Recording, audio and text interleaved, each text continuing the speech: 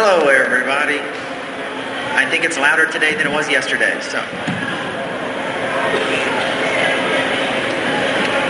And since I can't stand still, I'm taking it off. You're listening now, aren't you? All right. I am going to stand still. Now I know why it's here. Okay. So, today I'm here to talk to you about 5 tips for improving your mileage. Now, there's a reason why it's called 5 tips, and it's not called 5 secrets or 5 tricks. It's because these aren't secrets. It's because these aren't tricks. These are the tips that everybody knows, everybody learned at one time or another, everybody's heard of. For some reason, not a lot of people do it.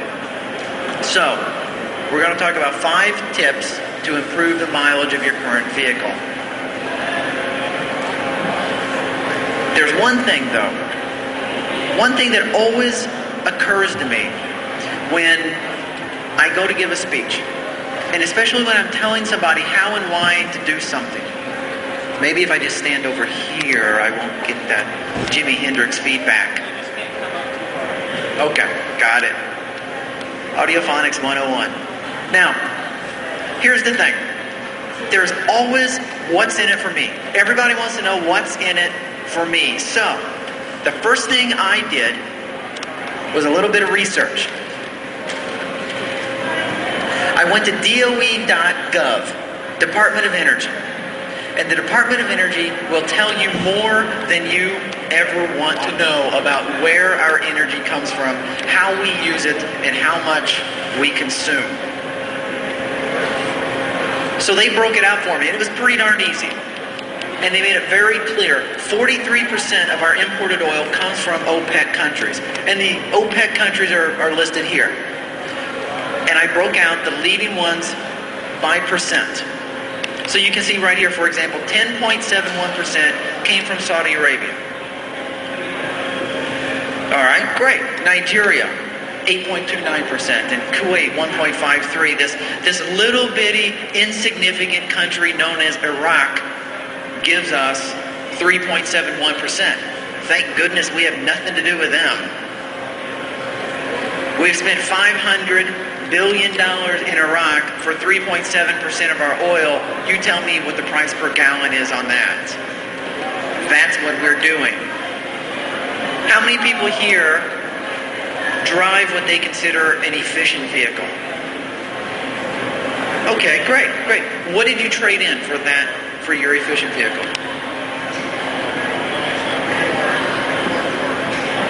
Okay, what was your mileage on your Taurus? 25. So you went from 25 miles per gallon to, what are you getting now?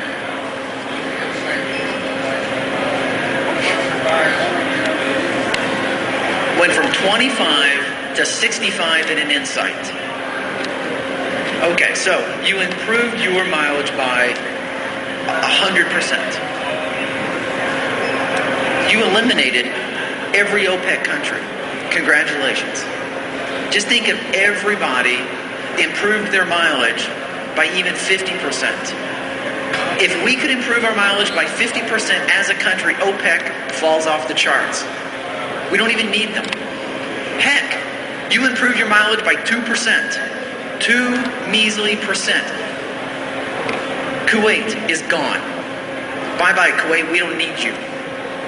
You have a 35 mile per gallon car, you bring it up 10%, and that's not much. 10% of 35 is what, 3.5%? Go from 35 to 40, we just got rid of Saudi Arabia. Bye-bye, we don't need you anymore. This is what's in it for us, where our oil comes from. We're constantly talking about the supply of oil. Where are we getting it? Are we getting enough? Are we going to have enough? I want to talk to you about demand. Lower the demand so we don't need the supply. Now, there are a couple of other countries that we get a lot of oil from. Our neighbors to the north, Canada, you can see provides us with 18.54%. Mexico with 11.78%. And if anything, I believe this is enough reason to finally invade Canada. We've been putting it off long enough. We need their oil. It's time to invade. Our Navy can kick their Navy's butt. I know it as a fact. Okay, so, no, I don't want to get too close to that speaker. Not again. Okay. So what I consider 5 great tips? Very simple. Anticipatory driving. Coast early, coast often. What's the hurry? Working on aerodynamics of your vehicle and maintaining proper tire inflation. So this first one, anticipatory driving. If anything, this is what we were taught the most in driver's education class when all of us were 15 years old. Following distance. Following distance has been explained multiple different ways. Some people might tell you, well, it's 1 second, or what is it? It's 1 second for every 10 miles per hour you're traveling. Or it's 1 car length for every 10 miles per hour. Or it's, just maintain 3 seconds and you're good. Anticipatory driving tells you this. The safest, best following distance is the following distance at which anything can happen in front of you and you have time to react without panicking. That's it. By panicking, I mean slam on your brakes. How many times have you been driving down the road and something happens up in front and the cars in front of you lock them up? That's not very anticipatory. But if you're wise, if you're a good driver, you're hanging back far enough that you saw it coming. So when that person applied their brakes, you did not apply your brakes, you're simply coasting. And you're just coasting on up, and then by the time everything settles down in front of you, you just keep going. Really, it's that simple. Anticipatory driving, following distance, allow for turners and unexpected events. Now, by turners, I mean, let's face it, a lot of people never bought the turning signal package when they bought their vehicle. They went cheap. It must be an optional package somewhere, navigation, CD, turners. I don't understand. People don't use their turn signals. Well, expect them. When you're coming to an intersection, expect that somebody up there is going to turn. And if they don't, great. But if they do, and you're following too close, you're going to slam on your brakes. And the reason slamming on your brakes is a bad thing is that the worst, most inefficient operation for any vehicle is starting from a dead stop.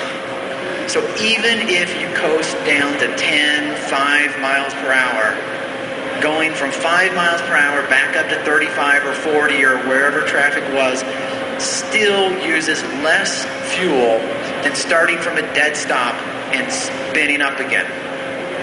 So you got to allow for this. And intersections. Anticipatory driving tells you, it's my rule of thumb, and it works for me. I'm not going to say it works for everyone, but it works for me. I count 1 second for every car at a stoplight. I know that when the light turns red, that first person is going to see it, or I'm sorry, not red. When the light turns green, that first person is going to see it turn green, and they're going to go. The person behind them is going to fold their mirror up, stop doing the makeup, and take off. The person behind her stops shaving, stop talking on his phone or doing his PDA, and then he's going to go. And it's this staggered progression. For me, when I'm approaching a red light and I'm coasting because I'm anticipating, I see 5 cars. And I can count 1001, 1002, 1003, 1004, 1005, and then the brake lights of that last car finally go off and it starts accelerating. And I'm just coasting. And by the time that last car starts going through the intersection, I'm just coasting right up behind them and I just keep going. It's that easy. It really is that easy. But it's amazing. I'm constantly surprised at how many times people pass me within 100 feet of an intersection at a red light. It's red. It's red, people. It's still red. It hasn't changed. And not only is the light red, there are 3 cars in your lane, and all you're doing is riding up to stop. And when you stop and your car is idling, you are achieving, at most, 0 miles per hour. It doesn't get any worse than that. The worst thing you can do is sit and idle. So, coast up, let the intersection clear, and just go on through. It's really peaceful. It's not as stressful. Saves fuel, saves your sanity. Known situations. I know as a fact that buses is spelled with 2 S's. I also know that buses stop at railroad crossings. Has anyone ever not seen a school bus stop at a railroad crossing? Because that's kind of against the law. They're supposed to stop whether they have children on them or not. And yet, in my daily commute, during the school year, sometimes I'm behind a school bus. And I know where the railroad tracks are, and I know that bus is going to stop. I also know that the 3 cars behind that school bus are following about this far away. Clearly, they don't know what I know. They've never followed a school bus before. Or they're just slow learners. But they're reminded every morning when those lights come on and that bus comes to a stop. I gotta tell you, not me though. I started coasting way back then. 3 cars behind the school bus, 1001, 1002, 1003. Now they're moving again. Coast on through. I get some great stories from this. Every once in a while, somebody behind me will pass me and then slam on the brakes because now the bus is stopping. Occasionally, I get the smart person. They stay behind me, they know what I'm doing, and they just let me go, and we coast on through together. Eventually, I'm convinced everybody will wise up to this, and coasting will be a more common practice. Drive without braking. What do I mean by that? I mean, physically remove the brakes from your car and just never use them. Okay, maybe not. I'm going to get in trouble for saying that. All of this stuff I've been telling you here, I've been stressing anticipation and following distance and coasting through intersections. Simply act as though, tell yourself, convince yourself, if I didn't have brakes in my car, how would I drive?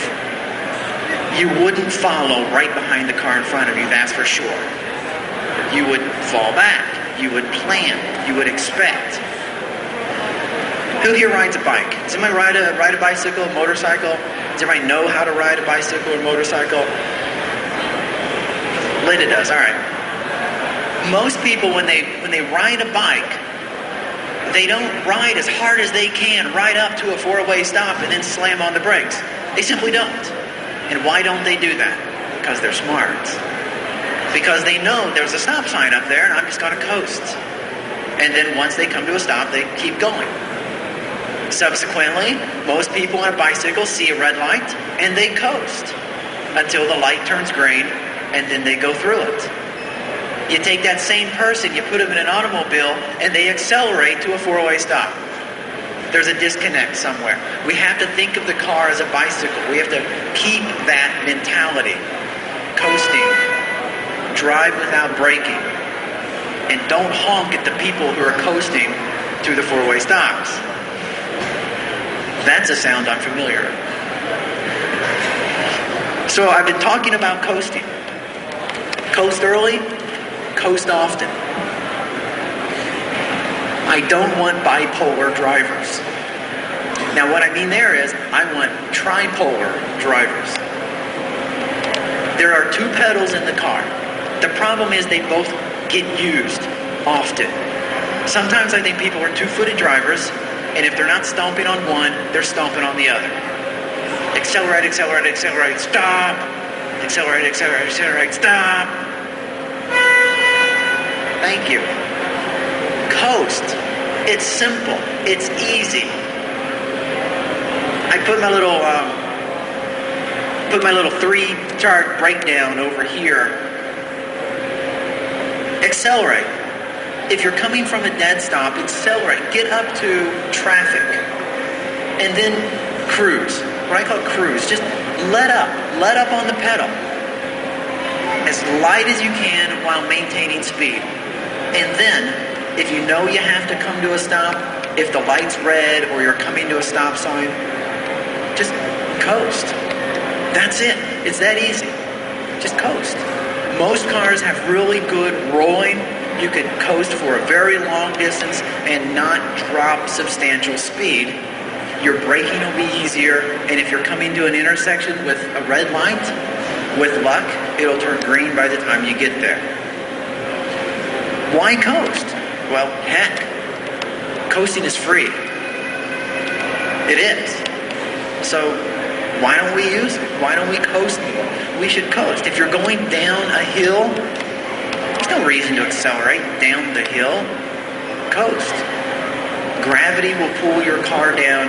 Many times you'll accelerate anyway without any effort. And don't drive with your foot. Now by this I'm not telling you to climb on your dashboard and drive with your hand or something. What I mean is, for some reason, we have this thing built in, and I do it myself, and I catch myself every once in a while. I'm pushing really heavy on the pedal, but I'm not seeing any gains. I don't understand even why this happens, but I have to tell myself, lighten up on the pedal. Now, I have a Prius, so I get the instantaneous mileage reading right there on the screen, and I can see that when I lighten up on the pedal, my instantaneous mileage is going up incrementally. Now I look at my speedometer, and there's no change. Mileage up, speed constant. Why would I do anything else? But yet, I catch myself every once in a while. I'm driving, and I think about my foot, and I realize I'm pushing kind of heavy, and I have to remind myself to let up.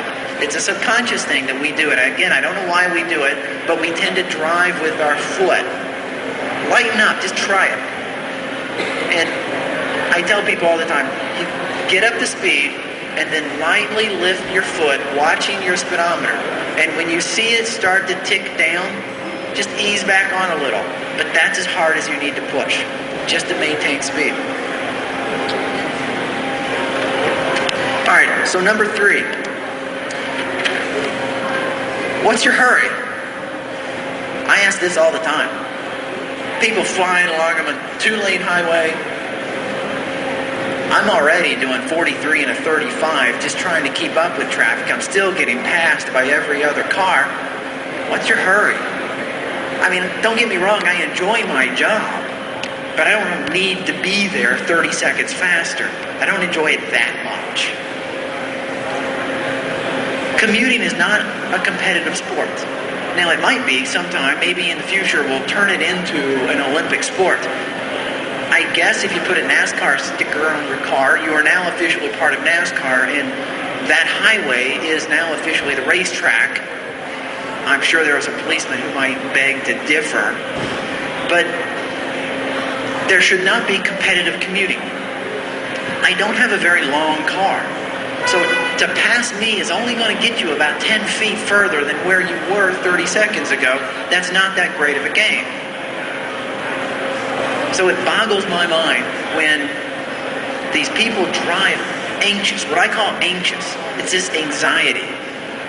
They drive with the heavy foot, they pass every opportunity they can, weaving the lanes, and it's just simply wasting gas. That's it. There's no other way to say it. It's wasting gas. I pass the same people 2 or 3 times every day. It's amazing. I enjoy doing it. I get past. Sometimes I wave. Hey, how are you? See you in a bit. Drive along. Here comes the red light. Sure enough. Hey, good to see you again. How are you? So then light turns green. We take off. Hey, see you in a bit. Sure enough. How you doing? Good to see you. How you been? Haven't seen you in a while. It just doesn't make sense. And all they are doing is wasting gas, period. So if anything, perhaps they're lowering their mileage, let's say 2%. Cool, they need 2 Kuwaits now. mean, is there any other way to think of it? Now they need Kuwait and maybe a little Saudi Arabia. Let's throw in Nigeria and Algeria for good keeping. So, anxious driving simply wastes gas. Now down here on the bottom you can see this chart. I did not make this chart up. You can go online. I simply Googled efficient driving and speed, and I found this chart 3 or 4 different times in the 1970s. Now, I openly admit that in the 1970s, I was about this big. Sorry, I'm showing my age. I wasn't all that aware of everything going on in the world in the 1970s, but I'm learning. And from what I understand, there was this thing that happened, I don't know, sometime in the late 70s. It had to do with oil, whatever. But there were study after study after study on saving oil. When it needed to be done, people acted. And one of the things that happened was a study of fuel efficiency at multiple speeds. What they found was highway speeds at 55 miles an hour is optimal efficiency. About 30 miles per gallon. I should have labeled this, shouldn't I have? About 30 miles per gallon at 55 miles an hour. Therefore, the speed of the highways became 55 miles an hour. I didn't know that until I started researching this. I thought 55 was a number. Someone looked around and goes, oh, 55. That's our speed limit. And then I realized, hey, there was a reason they picked 55. So now I drive down the tri-state, and it says speed limit 55, average speed right around 75. And I know what's happening between 55 and 75. I mean, again, I have the instantaneous display. I see exactly what happens between 55 and 75. Most people don't have this display, and I don't know, they probably assume it does this. I don't know what they're thinking. Maybe they think it does this. But there's a really neat thing that happens when you exceed 55 miles an hour. I mean, what causes that to drip down like that? Well, if you ever mess around with water, and I know all of us have, you know that you can take your hand and you can push it through water, and you can move your hand through water. But as you move your hand faster, you find the water can't get out of your hand's way fast enough. So you need more and more effort to move your hand back and forth through the water. It works the exact same way. If you have this big honking vehicle and you're driving down the road, eventually you're going to reach a point right around 55 miles an hour in which the air cannot get out of the way fast enough. So the air starts building up in front of your car, and you need more and more effort to get through this built-up air. It's creating drag. You have to push harder on your pedal. Your engine has to work harder. Your mileage goes down. It's kind of neat. I thought it was really neat how that works. Studied and proven time and time again. So, let's say we want to get rid of Qatar. All right, I don't want Qatar's oil, so I'll back up. Let's say 55. Now, talking about air building up and talking about speed, let's look at aerodynamics. Any item that's strapped onto your car is going to create drag and wind resistance. That's it does. There's no way around it. You're pushing this object through the air, and you want that object to be as streamlined as possible. So there are cars with roof racks and those big black cargo things. Always remind me of a photon torpedo. I expect Spock to step out of it or something. Well, if it's strapped to the roof of your car, it's creating drag. And if it's creating drag, it's pulling your mileage down. There's no two ways around it.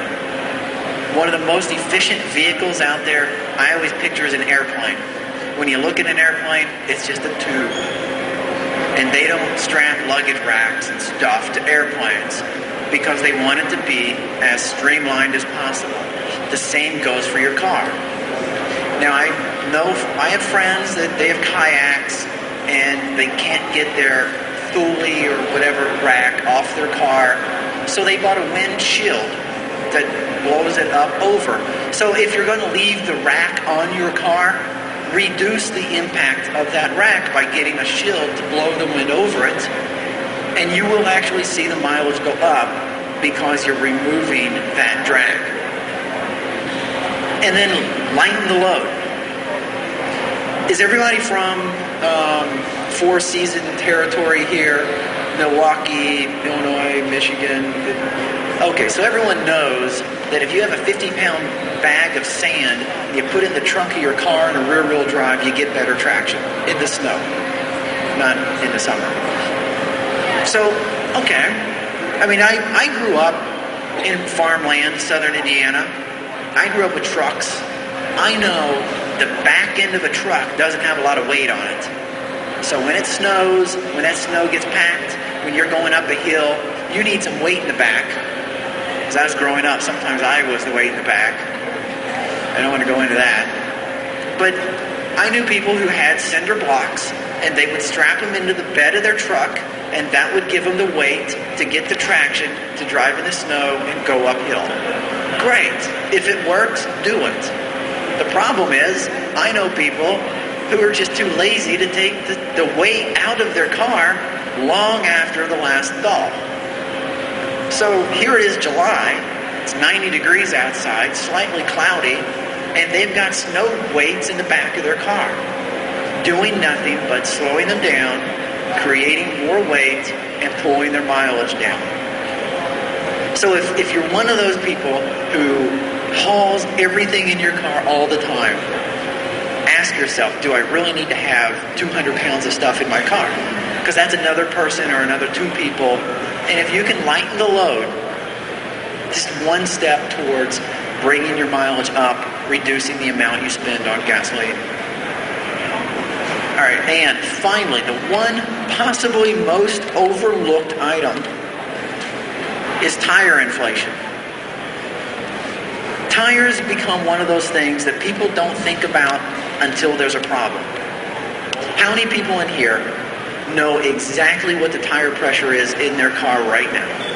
I mean, exactly. Like if I ask you and then go measure it, you're going to be dead on, give or take 2 psi. All right, I see a few people nodding their heads. Okay, good.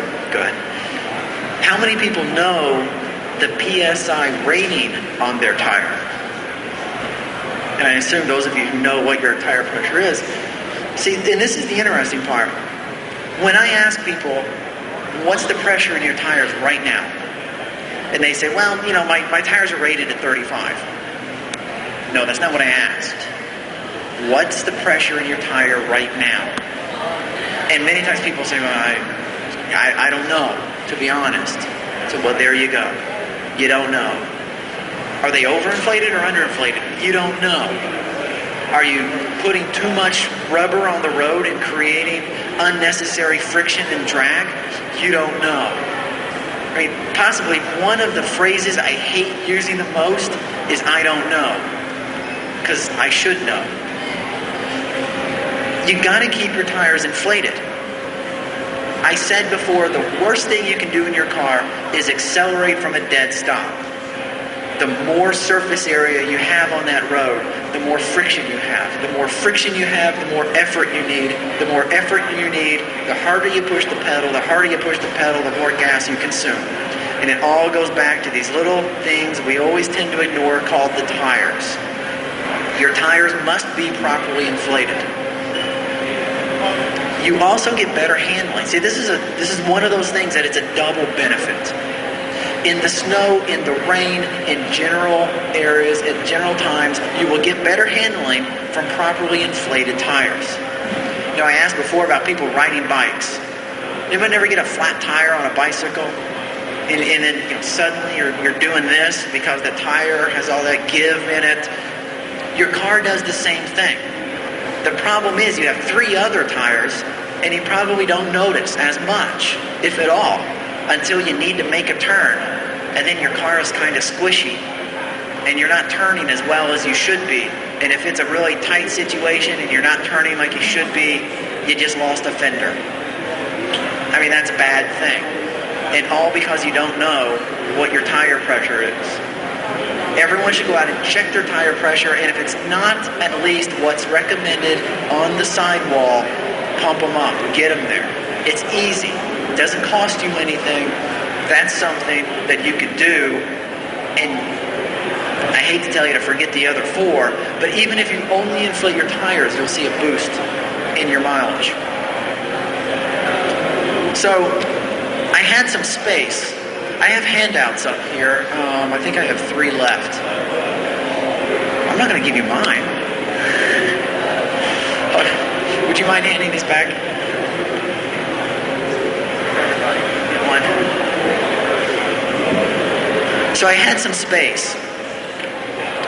And I decided to add on the bottom a 5-year running chart for the price of oil and the price of gasoline, the United States average. And as you can see, it goes up some days, it goes down some days. The general trend is pretty obvious. 5 years ago, a gallon of gas was about $1.30. Right now, a gallon of gas is about $3. 5 years ago, oil was about $27.60. Right now, it's about 40 or 73. That's huge. That was 5 years ago. Now, I remember when I bought my 2004 Prius, other companies, sponsors, I won't name their names, other companies' CEO stood up and said, hybrids make no sense. Gas is only $1.50. Why would anybody run out and buy a hybrid? Gas is cheap. Who cares? The next year, gas was $2. Year after that, gas was $3. Year after this, get ready for 4. Maybe $4.50. How about 5? Who's willing to go 5? How high does it have to go? That's a pain we shouldn't have to feel. The fact of the matter is, the supply is there because the demand is there. Our imported oil is there because the demand is there. I wish we could address the demand as much as we focus on the supply.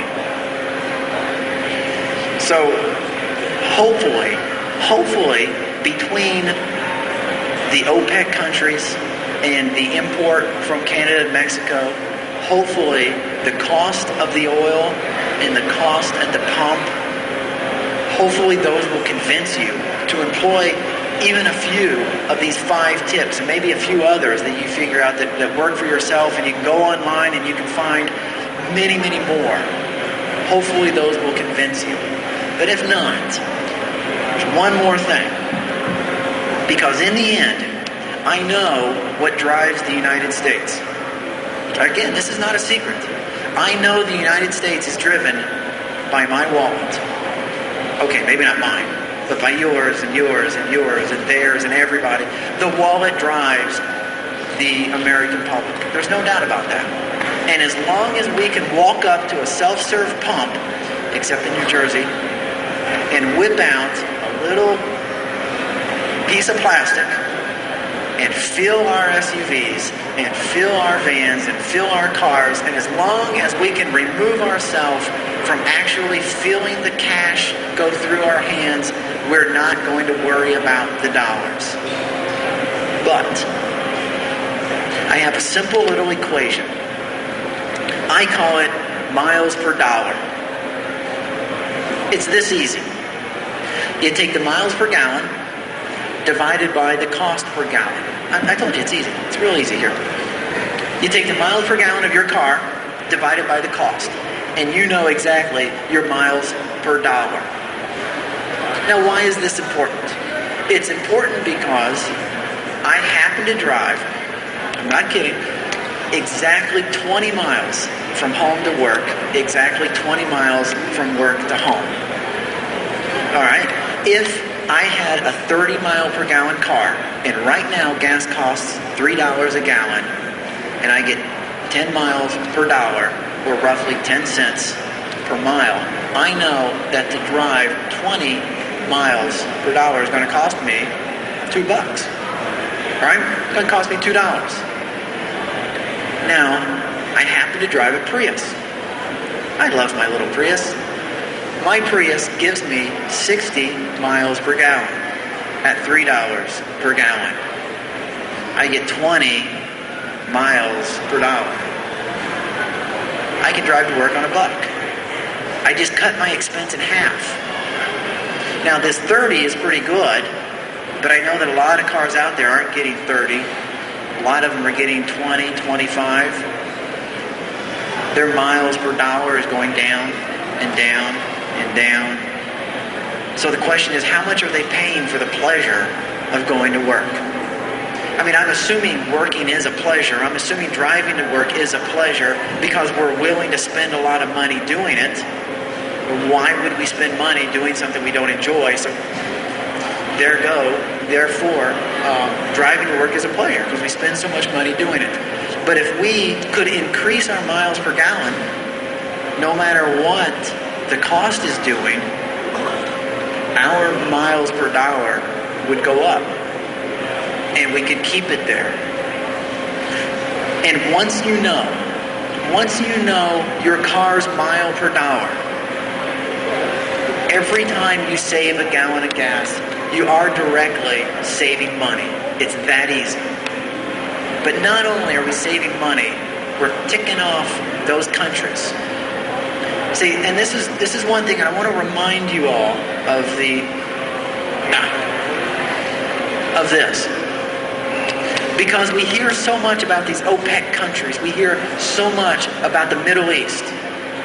I got to tell you, I was shocked that it's only 43%. And I was absolutely surprised that Kuwait is less than 2%. And, Saudi Arabia is 10. I mean, that's pretty big. In Venezuela, our good old friend, Mr. Chavez, gives us almost 10%. But if we could boost our mileage individually, if the American public could increase our mileage by 2% or 3%, then we start knocking these little ones off the chart. We don't need them anymore. Perhaps the next time Hugo Chavez stands in front of the United Nations, he'll think twice before he starts calling our president names. I would love to see that day, but right now we have no ramification because we really need Mr. Chavez to be our friend, whether we like him or not. So I honestly hope that you've walked away with 5 tips, 5 things we can all do, regardless of the car we drive, to improve your mileage. And I hope you understand why this is important, why we need to pursue this. And every time you get in your car, I want you to remember there are things you can do to increase your mileage, save money, and reduce some of this. I want to thank you all for paying attention. I'll be up here, answer some questions later. I hope you enjoy the Hybridfest, and have a great day, everyone.